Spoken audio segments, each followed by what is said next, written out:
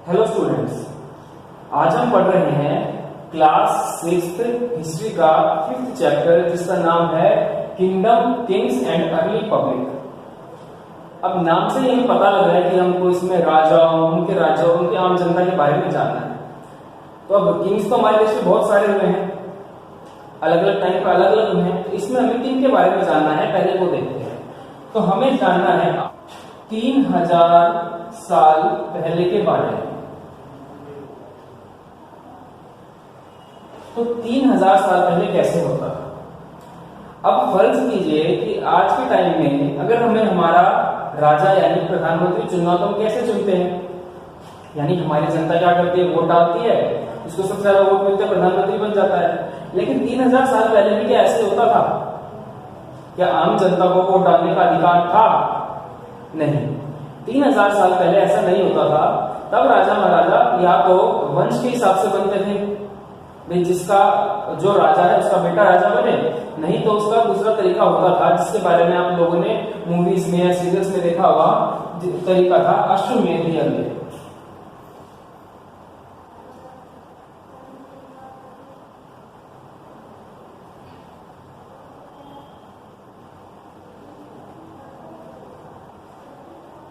इसके अंदर करते क्या थे, जिसको राजा बनना होता था वो एक घोड़ा लेता था, उस घोड़े के ऊपर एक लेटर लिखता था कि भाई ये घोड़ा इस व्यक्ति का है और ये व्यक्ति अश्वमेध यज्ञ करवा रहा है, जहां जाए घोड़ा जाएगा वो जमीन उस व्यक्ति की हो जाएगी और जो इस घोड़े को पकड़ेगा उसे युद्ध करना पड़ेगा।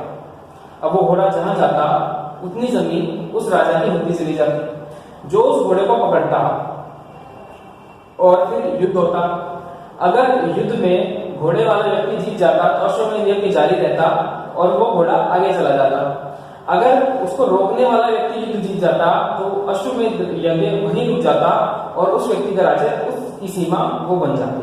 तो इस तरह अश्वमेध यज्ञ करवाया जाता था और इससे राजा अपना राज्य बनाते थे। अश्वमेध यज्ञ हो गया, घोड़े ने उस राज्य की सीमा तय कर दी, वो राज्य बन गया। तो उसके बाद क्या, तो उसके बाद जो पुजारी यानी क्राइस्ट होते थे उनका काम शुरू होता था। ये पुजारी उस व्यक्ति का राज तिलक करते थे जिसने अश्वमेध यज्ञ किया हो, सिंहासन में बैठता था, उसको पवित्र जल से रखते थे, पवित्र नदियों से लाया हुआ उसका तिलक करते थे, लोग आके उसको गिफ्ट देते थे और राजा बनने की शपथ लेता था और उसको राज्य बन जाता था। अब एक राजा बनने के बाद उस व्यक्ति का राज्य होना चाहिए, तो उन राज्यों को कहा जाता था जनपद।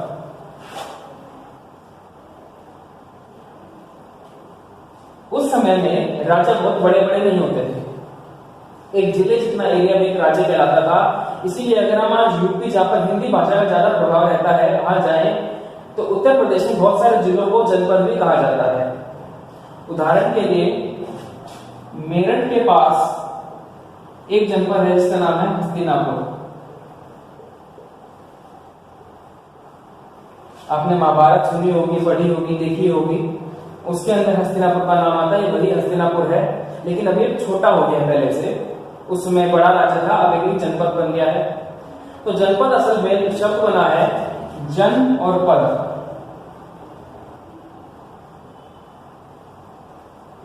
जन मतलब पब्लिक और पद मतलब फुट, यानी कि जहां पर यहाँ फुट का मतलब है बस जाना, यानी अपने घर बना के रहने लग जाना। यहाँ फुट का मतलब पैर नहीं है, यानी कि जहां पर जनता रहती हो उसे जनपद कहा जाता था और जहां जनता रहेगी वहीं राजा भी होगा, तो इसलिए उस राज्य को जनपद कहा जाता था। अब हुआ ऐसे कि कुछ जनपद इतने इंपॉर्टेंट हो गए, शक्तिशाली हो गए कि वो अपने आप को महाजनपद कहने लगे। जैसे कि मगध एक महाजनपद था। अब इस महाजनपद के लोगों को और बड़ा दिखाने के लिए, भव्य दिखाने के लिए वहां के राजाओं ने उसके चारों ओर किले बनवाने शुरू कर दिए, उसकी चार दीवारी करनी शुरू कर दी। जैसे कि कोई भी महाजनपद था तो वहां के राजा क्या करते, चारों ओर उसके किले बनवा देते, जिससे उनकी सिक्योरिटी भी हो जाती और वो सुंदर भी दिखने लगते। ऐसा काम दो कारणों से मेन होता था। पहला तो सिक्योरिटी था कि बाहर से अगर कोई आक्रमण करने आए तो उस किले की दीवारों को आसानी से पार ना कर पाए। दूसरा कारण था अपने पड़ोसी को जलाना, यानी उसको चिढ़ाना कि देखो मेरा राज्य कितना समृद्ध है, तुम्हारा राज्य क्या है। और इस दीवार बनाने की प्रोसेस को कहा जाता था फोर्टिफिकेशन।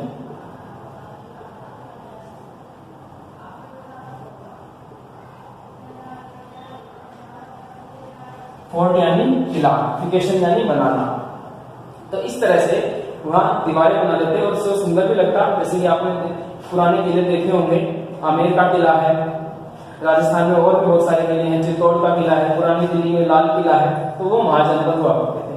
अब इन किलों को बनाने के लिए पैसे की जरूरत होती थी, तो वो पैसा देता कौन था? यानी राजा तो देता था, लेकिन राजा के पास वो पैसा आते कहां से था?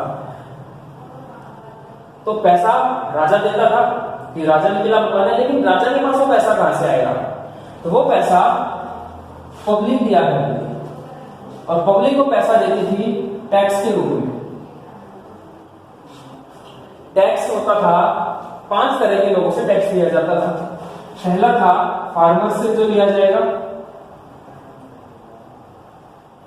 अब फार्मर्स क्या करते थे, जितना भी वो अनाज उगाते उसका 1/6 पार्ट राजा को दे देते। जैसे किसी ने अगर 600 किलो गेहूं उगाया तो वो 100 किलो गेहूं राजा को दे देगा, और इस टैक्स का नाम था भाग, इंग्लिश में पार्ट। दूसरी टाइप का टैक्स लिया जाता था क्राफ्ट पर्सन से।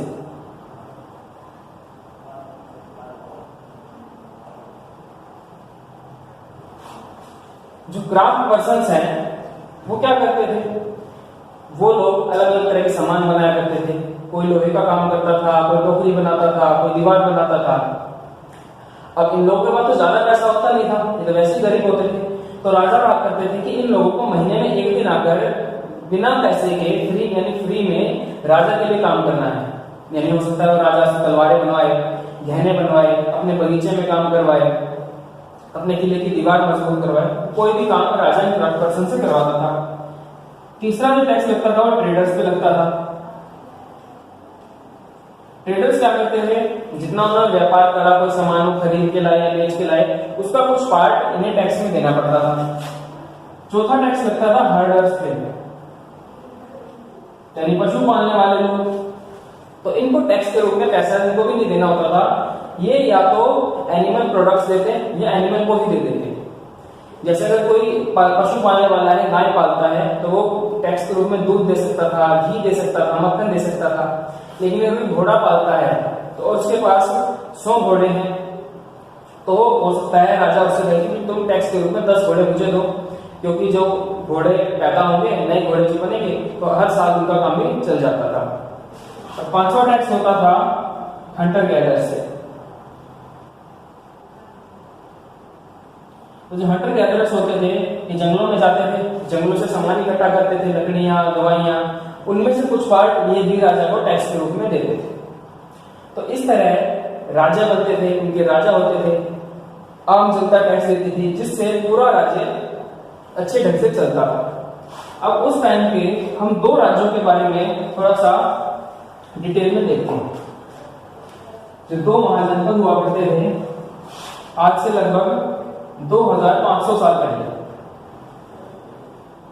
एक था मगध, दूसरे का नाम था वज्जी। ये दोनों ही पड़ोसी राज्य थे। वज्जी आज के टाइम में बिहार के एक छोटे पार्ट में था, और मगध मध्य प्रदेश और बिहार को मिलाकर बना था। मगध की राजधानी का नाम था पाटलिपुत्र,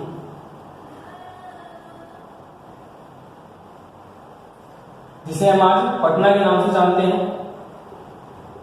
और वज्जी की राजधानी थी वैशाली, ये भी बिहार का ही एक शहर है। मगध की स्थापना करी थी महापद्मानंद नाम के राजा ने।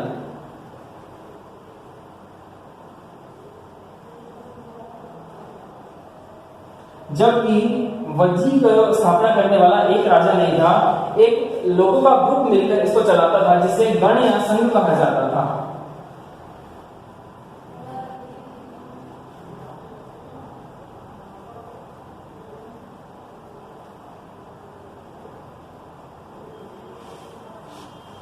ये गण या संघ मिलकर पूरे वज्जी को चलाता था।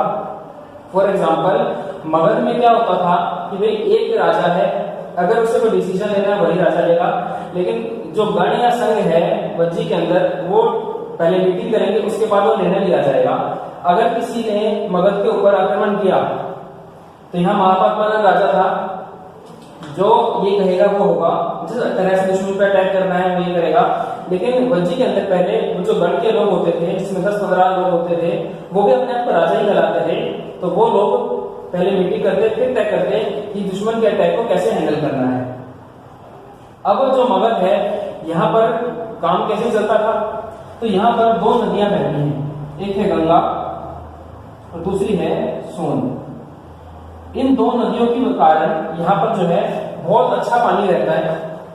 वज्जी में भी नदियां बहती हैं, तो ये जो 2 नदियां हैं मगध को पानी की कमी नहीं होने देती, और यहाँ से ट्रांसपोर्ट, खेती, इन सब के लिए आराम से पानी मिल जाता है। दूसरा, मगध में हाथी बहुत मात्रा में पाए जाते थे, इसलिए जो मगध की मोहर हुआ करती थी, जो स्टैंप होता था मगध का, उसमें भी हाथी का निशान था।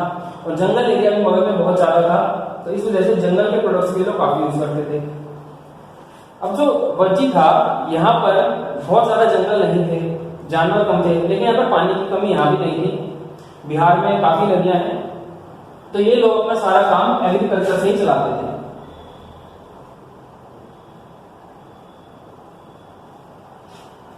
अब जो मगध है, एक राजा यहाँ का था, जिस वजह से वो राजा कभी शक्तिशाली हो जाता था, लेकिन कभी कोई ऐसा व्यक्ति आ जाता विद्रोह करने वाला तो उस राजा को हटा देता था। जैसे मगध के अंदर इस महापद्मानंद का बेटा था घनानंद, उसको हटाकर चंद्रगुप्त राजा बना।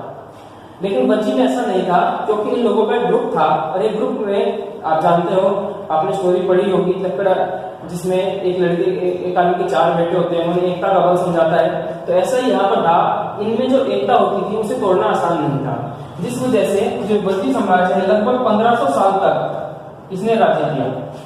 जबकि मगध में ऐसा नहीं था। महापद्मानंद के बाद उसका बेटा बना, उसको हटाकर चंद्रगुप्त बना, चंद्रगुप्त का वंश आगे बढ़ा और अशोक के बेटे को हटाकर उसका सेनापति राजा बना। लेकिन यहाँ ऐसा नहीं हो पाया, 1500 साल तक इन्होंने राज्य करा, जब तक गुप्त वंश के राजा ने इनको नहीं हराया। तो इस तरह से हम महाजनपद हुआ करते थे, जनपद हुआ करते थे, उनके राजा होते थे, और आम जनता की मदद से सारा राजकाज चलता था। तो ये चैप्टर आपका यही पूरा होता है। आसान चैप्टर है, आपको आसानी से समझ आया होगा।